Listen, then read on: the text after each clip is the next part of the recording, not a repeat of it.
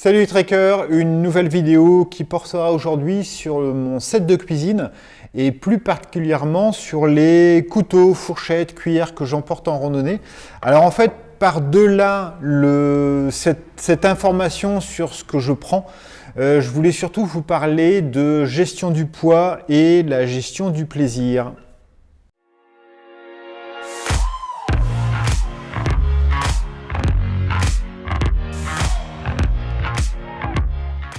Alors, gestion du poids, gestion du plaisir, vous le savez, je vous en avais parlé plein de fois. Je suis pas trop sur la tendance du marcheur ultra léger qui va se focaliser grandement sur le poids. D'ailleurs, je vous prépare une vidéo à ce sujet où j'explique que, voilà, moi je pense qu'avant d'améliorer le matos, on ferait mieux peut-être de s'améliorer soi. Après, on peut améliorer les deux, mais bon, ça c'est une autre histoire, c'est une prochaine vidéo.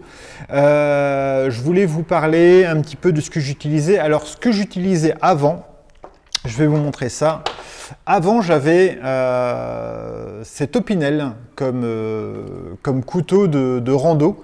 C'est un couteau que j'adore. C'est un couteau qui est vraiment super. Alors, c'est le couteau Black Edition avec le manche en chaîne. Enfin, voilà, je trouvais que c'était un bel objet. J'étais content de partir avec ça. Je suis parti sur Saint-Jacques avec ce couteau. Il est vraiment génial. Je l'adore. Mais j'ai décidé de le remplacer. D'une part, parce qu'il est un peu gros. Il fait un peu son poids, alors je sais plus, on va le peser. Je vous ai ramené une balance que je sais que vous aimez bien parfois avoir des poids parce que c'est super important le poids. Je crois qu'il pèse 60 et quelques, non même pas, 47 grammes. Donc voilà, 47 grammes, donc c'est voilà, c'est pas énorme pour moi, 47 grammes. Mais surtout, j'ai décidé de le changer parce que le souci de ce couteau, c'est que d'une part, il était un peu encombrant, enfin je le trouvais un peu gros par rapport à l'utilisation que j'en avais. Bizarrement, quand je l'avais, je le trouvais très bien. Mais quand j'ai décidé de le changer, je me suis dit, ah ouais Pierre, quand même, tu avais un sacré couteau pour faire le peu que tu fais avec. Et c'est vrai que je m'en servais assez peu et j'avais très peur de le perdre, parce que c'est un couteau que j'aime bien. J'ai décidé de le remplacer par ce tout petit couteau suisse. Alors sincèrement, quand je l'ai vu, je me suis dit, c'est quoi ce truc ridicule, on peut rien faire avec. Et en fait, il faut casser un petit peu ses habitudes ou casser un petit peu sa façon de voir et se dire, mais est-ce que tout compte fait, c'est pas la meilleure chose à emporter en randonnée. D'une part, encore une fois, le poids, il fait 20 grammes. Donc bon, c'est sympa. Bon, après, ça fait que 30 grammes de moins. Hein. C'est pas non plus la folie, quoi, 30 grammes. Mais surtout, l'avantage, c'est que déjà, il est petit, donc il se met facilement dans une poche. Là, déjà, dans une poche, vous voyez, c'est un peu plus compliqué. C'est faisable dans une poche, je ne dis pas que c'est impossible. Par contre, dès que vous allez vous accroupir, tout ça, parfois, ça peut vous gêner, un peu comme quand vous mettez juste le téléphone portable dans la poche. Vous marchez facilement, dès que vous devez vous accroupir, faire des choses, ça peut être un peu plus gênant. C'est juste une petite anecdote ou un petit indice négatif par rapport au reste. Je ne dis pas que c'est quelque chose de fondamental. C'est un peu gênant. Par contre, le gros avantage de ce petit couteau suisse, c'est que il remplace beaucoup de choses. Et notamment, avant, je partais avec ça, donc l'Opinel, et je partais par exemple avec une paire de ciseaux. Alors la paire de ciseaux, elle est intéressante parce que ça vous permet de découper des petites choses. Moi, je m'en servais surtout pour deux choses. Je m'en servais en partie pour découper les pansements. Parce que régulièrement, voilà, je me blessais, j'avais des ampoules, des choses comme ça. Donc, j'étais parti avec un long pansement à découper, je l'ai découpé en fonction. Et également, ce que je faisais, c'est que parfois, je devais découper des choses et d'autres. Alors, soit je pouvais me couper les ongles, des mains ou des pieds. Je pouvais couper des bouts de tissu, des bouts de ficelle, des choses pour réparer des petites choses. Voilà, je m'en servais quand même assez régulièrement, je veux dire que je m'en servais une fois tous les 2 jours. Et forcément, dès que vous rajoutez cette petite paire de ciseaux à 15 grammes et puis le petit Opinel à 40 et quelques grammes, voilà, ça commence à faire un peu plus lourd et surtout, ça fait déjà 2 objets. Et je vous avais fait une vidéo qui va s'afficher là-haut, une vidéo sur comment ne pas perdre des choses. Et je vous disais qu'en partie, pour ne pas perdre des choses, c'est pas compliqué, il ne faut pas les emmener. Et forcément, si vous emmenez des choses, vous avez des chances de les perdre. Si vous avez 2 choses, vous avez des chances de perdre 2 fois plus de choses que si vous n'avez qu'une seule petite chose, surtout si cette chose, vous en servez très très souvent. Donc si vous vous servez très souvent de l'Opinel, vous allez vite voir qu'il n'est pas à sa place, vous allez vite pouvoir le chercher ou vite voir que vous l'avez oublié. Alors que si c'est une chose dont vous servez assez rarement, bon, bref. Cet Opinel, je vous fais une revue super rapide de cet Opinel parce qu'il n'y a pas grand chose, mais il y a des choses utiles. La chose la plus importante, c'est la lame. Alors sincèrement, quand on voit la lame, on se dit, il se fout de nous, qu'est-ce que tu veux qu'on fasse avec ça? Et bien bizarrement, paradoxalement, cette lame, elle coupe super bien, vraiment très très bien. J'ai déjà découpé des pansements avec cette lame, donc je prends juste le pansement, je le tiens et je coupe et ça marche très très bien. Donc à la limite, je pourrais me passer d'une perce de ciseaux. Cette lame, en fait, je me suis rendu compte que l'Opinel, je m'en servais quasiment jamais. Et je m'en servais pour quoi? Je m'en servais pour couper du pain, ce qui est un peu con parce que le pain, on peut le rompre, on n'est pas obligé de le couper bien comme il faut. Et surtout, je m'en servais pour couper le fromage, même si souvent je prends plus des pâtes dures parce que ça se conserve bien, ça se coupe quand même assez facilement. Et couper la charcuterie, surtout le saucisson. Et sincèrement, ça suffit largement. Donc il ne faut pas forcément partir sur quelque chose de grand, d'encombrant, tout ça. Voilà, ça me suffisait. Donc une lame qui coupe super bien. On a une chose dont je me sers un peu moins, c'est la lime à ongles, qui pourrait être pertinente, par exemple, si je pense que si je partais sur un trek de plus de 10-15 jours, là je devrais commencer à faire attention aux ongles et surtout aux ongles des pieds pour ne pas avoir les pieds, les orteils abîmés.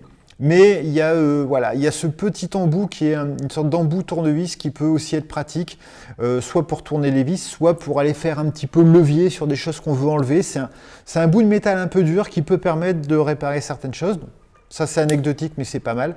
Il y a bien entendu cette paire de ciseaux qui est largement suffisante pour couper ce qu'on veut. Donc ça remplace ce ciseau qui était déjà petit, hein, cette paire de ciseaux qui était déjà petit mais qui est pas mal. Et enfin, pour finir, on a deux choses qui sont assez sympas. Je vais refermer la lame parce qu'elle coupe vraiment bien. J'ai une petite pince à épiler. Donc la pince à épiler est vraiment très pratique. Elle est toute petite et c'est la pince à épiler, je dirais que c'est peut-être plus important que la lame de couteau à prendre en randonnée parce que quand vous avez un saucisson à couper, quand vous avez un fromage à couper, quand vous avez du pain à couper, bon, vous avez des dents, vous avez des mains, vous devriez vous en sortir. Par contre, quand vous avez une écharde dans le doigt ou je sais pas où, dans le pied ou un petit truc qui rentrait ou vous faisiez le mariole, vous avez enlevé les pieds à la fin au bivouac, vous avez enlevé les chaussures et vous êtes pris une petite écharde ou un petit truc qui rentre dans le pied. Ça peut vraiment vous saloper une rando et cette petite pince à épiler, elle est vraiment pertinente. Et enfin, on a le petit cure-dent qui, moi, ne me sert pas du tout en cure-dent, je m'en fiche un peu. Ça peut servir en cure-dent, mais encore une fois, c'est une petite pointe qui permet d'aller enlever des choses, de nettoyer des choses, d'arracher des choses, pourquoi pas vous nettoyer les ongles ou ce que vous voulez si jamais vous allez au bal, au gîte. Trêve de plaisanterie, c'est vraiment quelque chose qui sert très très régulièrement et je trouve ça vraiment sympa. Donc voilà, première chose, j'enlève ça et ça pour garder ça. Et la deuxième chose, les mules vont me haïr, vont me maudire, vont dire c'est vraiment n'importe quoi ce qu'il fait. Je pars avec une cuillère. Et je pars avec une vraie cuillère. Alors, il y a deux choses à dire sur ces cuillères. Alors, la première cuillère avec laquelle je partais, avant je partais avec fourchette et cuillère. Parce qu'il ne faut pas se laisser aller en randonnée. Je me suis très vite rendu compte qu'en fait, la fourchette, je ne m'en servais pas tant que ça. Et que les rares fois où je me servais d'une fourchette, en fait, la cuillère allait très très bien. C'est-à-dire que je mangeais ma semoule avec la fourchette. La cuillère marche très bien. Je mange souvent du riz poulet curry Décathlon. Ça se fait très très bien avec la cuillère. Je mange souvent la bolo. Alors là, j'ai flippé parce que je suis parti sur le tour du Mont Blanc avec la bolo. Et au dernier moment, quand j'ai ouvert le sac bolo, je me suis dit, mince Pierre, tu aurais peut-être dû prendre une fourchette. Et en fait, non, la bolo, c'est vraiment, je pensais au départ que ça allait être des spaghettis bolo et tout. Je me souvenais plus du tout, j'en avais déjà mangé. Mais en fait, non, c'est des toutes petites pâtes. Donc avec la cuillère, ça se fait très très bien. Et enfin, la cuillère, j'en ai besoin pour doser mon café le matin, puisque maintenant, je ne pars plus avec des sticks, je pars avec un sachet complet dans lequel je mets 15 doses de café. Et en fait, j'arrive très bien à jauger de la quantité qu'il me faut pour faire mon café. Donc la cuillère, elle est top. Je partais au départ avec une cuillère comme ça qui était immensément lourde. C'était une catastrophe puisqu'elle faisait 60 grammes. Je ne sais même pas s'il faut le prendre comme une blague ou pas comme une blague. En fait, en fonction du randonneur que vous êtes, vous vous dites c'est pas une blague ou c'est une blague. Comme ça, c'est beaucoup plus simple.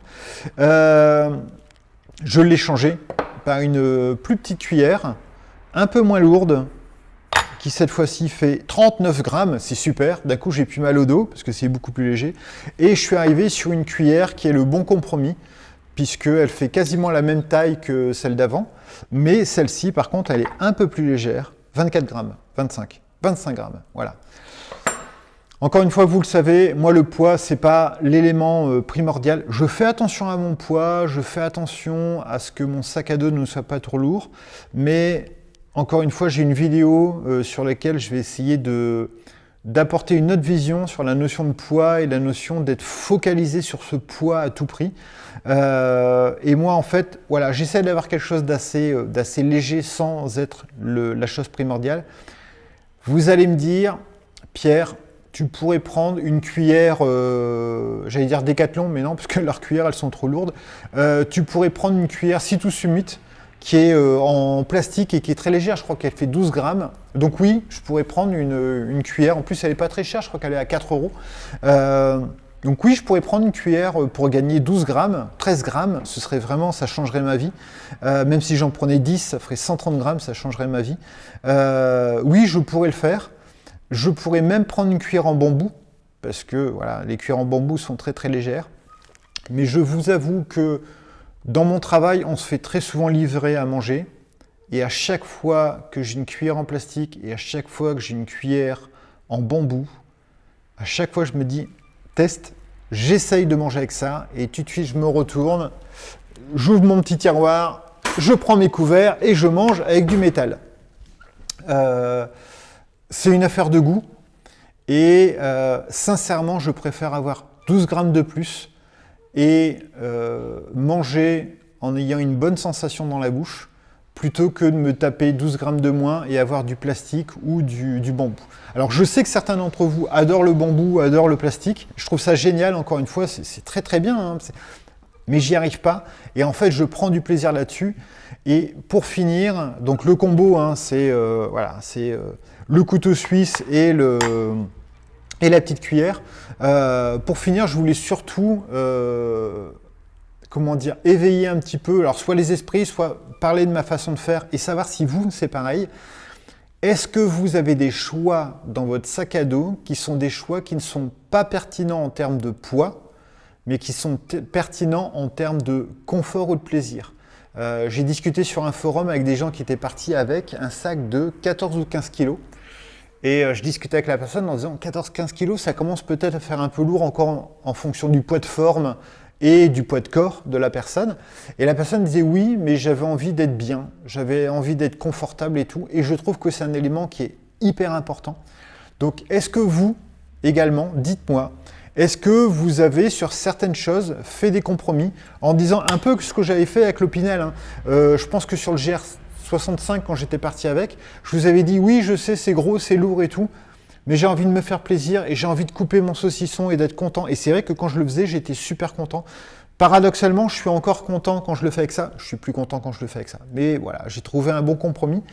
Est-ce que vous, quand vous partez en randonnée, vous dites oui, c'est vrai, je pourrais me faire un oreiller avec ma doudoune pliée en 4 et ainsi de suite, mais j'ai envie d'avoir un bon oreiller. Alors oui, ok, mon oreiller, ça va me rajouter 120 grammes de plus, mais je dors tellement bien avec, d'accord? Ou est-ce que vous aussi, vous dites, ouais, ok, un bouquin ou une liseuse, c'est pas pertinent par rapport au poids, c'est pas pertinent parce que ça fait pas 65 fonctions en une, mais en fait, arrivé au bivouac, j'ai juste envie de bouquiner ou d'avoir mon petit bouquin de croquis, de prendre mes notes et tout. Donc, est-ce que vous aussi, comme moi ici, avec ce côté métal et peut-être un peu plus lourd, est-ce qu'à des moments, vous privilégiez le bien-être, le plaisir, plutôt que l'optimisation à outrance vers une légèreté, de façon à ce que vous ayez une randonnée intéressante parce que moins douloureuse, parce que le sac moins lourd et ainsi de suite. Voilà. À quel moment vous faites un peu le compromis?